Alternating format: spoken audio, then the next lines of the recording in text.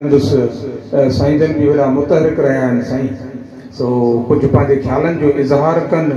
माशाअल्लाह साईं जन जो भी बाईपास से तमामु वॾो होटल आहे, जेकॾहिं असांखे मुहैया करे ॾियनि ईंदड़ साल प्रोग्राम जे लाइ, ऐं उते पिंडाल लॻी वञे, माशाअल्लाह सॼो ॻोठ बि हुजे साम्हूं, त मां त सम्झां थो त इन खां वधीक उते मेला बि लॻा, चयो उहे बि पंहिंजे हिसाब सां थी गुज़रिया उन्हनि।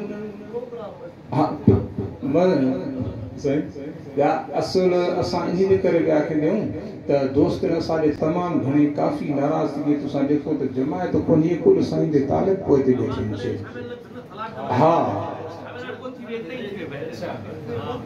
हल इंशाअल्लाह तुसांजी राय नो मान है साईं, तुसारे मशवरे नो सलाम है, तुसारे लफ्ज़ां नो इज़्ज़त है।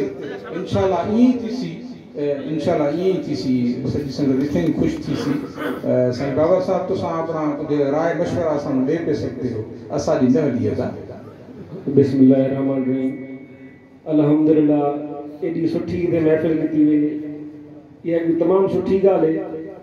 असुल च ए जेका शुरुआत थी है त ए दफ़े मैनू मां वसीम दावत ॾिनी ने प्रोग्राम चावण जी मेरे एॾे आहिनि त ॾाढा मैनू मज़ा पिया आहिनि। हिकिड़ी ॾाढी सुठी ॻाल्हि है। जीअं असुल च असां उहे अपने इस्लाम का जो कम अॻिते वधाइणो है, असां अपने ॻोठ च मुकम्मल इहो ई माहौल ॾियणो है जंहिं हिसाब में जेके नंढड़े ॿार आहिनि, इहो असां भई माना फ्यूचर आहिनि।